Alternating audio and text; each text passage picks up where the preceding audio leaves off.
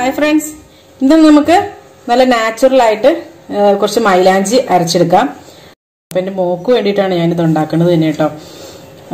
അപ്പോൾ അതെ, കുറച്ച് മൈലാഞ്ചിയുടെ നമ്മുടെ വീട്ടിൽ തന്നെ ഉള്ളത് കുറച്ച് പറിച്ചെടുത്ത് വെച്ചിട്ടുണ്ട്. അപ്പോൾ അവള് തന്നെ പറിച്ചുകൊണ്ട് വന്നേക്കണെയാണ്. അപ്പോൾ അത് കാരണം കൊണ്ട് കുറച്ചിങ്ങനെ എന്താ പറയുക, ഇതുപോലത്തെ ഇലയൊക്കെ ആണെങ്കിലും പറിച്ചുകൊണ്ട് വന്നിട്ടുണ്ട് പുള്ളിക്കാരി. നല്ലതായിട്ട് ചുമന്ന് വരാൻ പാകത്തിന് എങ്ങനെയാണ് അത് അരച്ചെടുക്കണേന്ന് നോക്കാം. മൈലാഞ്ചി മാത്രമായിട്ട് നമ്മൾ അരച്ചെടുക്കുമ്പോൾ അത്ര നന്നായിട്ട് ചുമന്നൊന്നും വരില്ല. അപ്പോൾ പിന്നെ അതുപോലെ തന്നെ രാത്രി മൈലാഞ്ചി അങ്ങനെ ഇങ്ങനെയൊക്കെ പറഞ്ഞിട്ട് മൈലാഞ്ചിക്ക് തന്നെ കുറെ തരംതിരിവുകളൊക്കെ ഉണ്ട്. അപ്പോൾ അതിനെക്കുറിച്ചൊന്നും എനിക്ക് ഡീറ്റെയിൽ ആയിട്ടൊന്നും അറിയില്ല കേട്ടോ. അപ്പോൾ എന്താണെങ്കിലും ഈ മൈലാഞ്ചി നന്നായിട്ട് ചുമക്കാനായിട്ട് എന്താ ചെയ്യേണ്ടതെന്ന് നമുക്ക് നോക്കാം.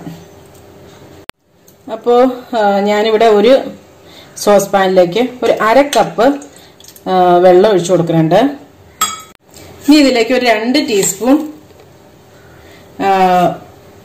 തേയിലപ്പൊടി ചേർത്ത് കൊടുക്കാം. 1 ടീസ്പൂൺ പഞ്ചസാര കൂടി ചേർക്കാം. എന്നിട്ട് ഇത് നന്നായിട്ട് തിളപ്പിച്ചെടുക്കണം. അപ്പോൾ ഇതാ നമ്മുടെ കട്ടൻ ചായ നന്നായിട്ട് തിളച്ച് വന്നിട്ടുണ്ട് കേട്ടോ. ഇനി ഫ്ലെയിം ഓഫ് ചെയ്യാം.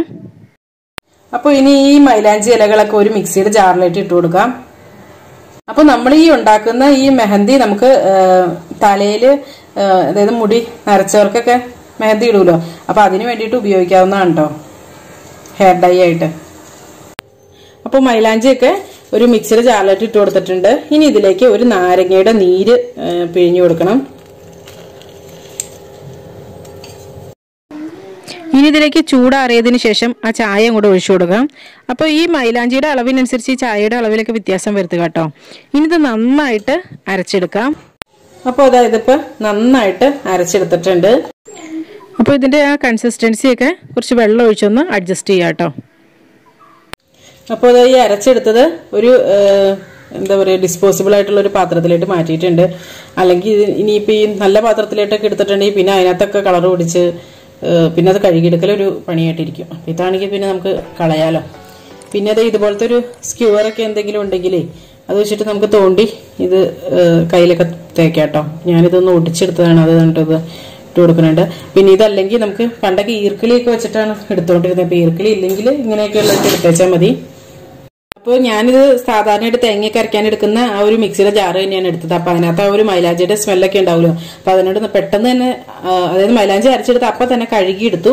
അതിനുശേഷം ഇതിനകത്തേക്ക് കുറച്ച് വെള്ളം ഒഴിച്ചു കൊടുത്തിട്ടുണ്ട്. ഇനി ആ നമ്മൾ അരയ്ക്കാനെടുത്ത ആ ഒരു നാരങ്ങ ഉണ്ടല്ലോ, അരയ്ക്കാനല്ല അതിന് നാരങ്ങ പിഴിഞ്ഞെടുത്തല്ലോ, അപ്പൊ ആ ഒരു നാരങ്ങയുടെ ഇതൊന്ന് ഇങ്ങനെ ഒന്ന് കട്ട് ചെയ്തെടുത്തിട്ടുണ്ട്. അപ്പൊ അതിനകത്തേക്ക് ഇട്ടിട്ട് ജസ്റ്റ് ഒന്ന് മിക്സിയിലിട്ടൊന്ന് അടിച്ചെടുക്കാം. അപ്പോൾ അത് നല്ല ക്ലീൻ ആവും. അപ്പോൾ ആ ഒരു മെഹന്തിയുടെ മണമൊക്കെ പോയി കിട്ടും കേട്ടോ. അപ്പോൾ ഇനി ഈ ജാറ് സാധാരണ പോലെ തന്നെ കഴുകിയിട്ട് നമുക്ക് യൂസ് ചെയ്യാം.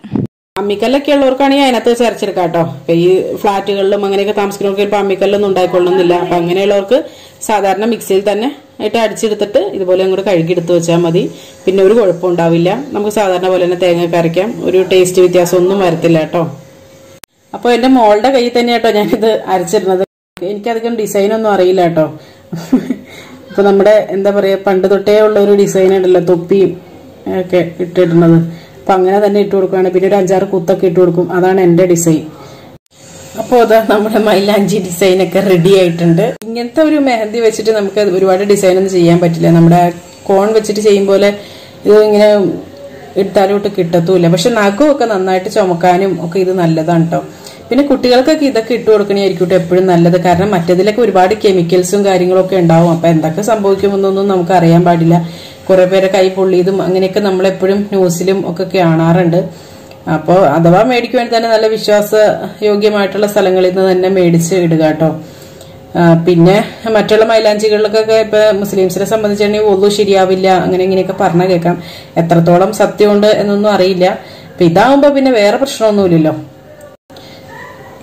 അപ്പോൾ ഇതൊക്കെ എല്ലാവരും ഒന്ന് ട്രൈ ചെയ്ത് നോക്കുക കേട്ടോ. പിന്നെ ഇതൊക്കെ എല്ലാവർക്കും കുറെ ഓർമ്മകളും ഒക്കെ ഉണ്ടാവുമായിരിക്കും ഈ ഒരു മെഹന്തി ഇടുന്നതൊക്കെ. ഇങ്ങനത്തെ മൈലാഞ്ചിയൊക്കെ രാത്രിയിൽ നമ്മൾ ഈ മൈലാഞ്ചി ഇട്ടതിന് ശേഷം രാവിലെ വേണം കഴുകിക്കളയാനായിട്ട്.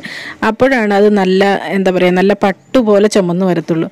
എൻ്റെ മോളൊക്കെ എന്താ ചെയ്യണമെന്ന് വെച്ചിട്ടുണ്ടെങ്കിൽ അത് ഇട്ട് ഒരു കുറച്ച് നേരം പോലും അത് ഉണങ്ങാൻ പോലും വെയിറ്റ് ചെയ്യില്ല. അതിന് മുമ്പ് തന്നെ കൊണ്ടേ കഴുകിക്കളയും. അപ്പോൾ അത് കാരണം വലിയ കാര്യമായിട്ടൊന്നും ചുമക്കില്ല. എന്നാലും കുഴപ്പമില്ല, കെമിക്കലൊന്നുമില്ലല്ലോ, നല്ലതായിട്ട് തന്നെ ഇരുന്നോളും. കുറച്ച് ദിവസത്തേക്ക് ഒരു ഹാപ്പി ആയിട്ട് അവരിരുന്നോളും.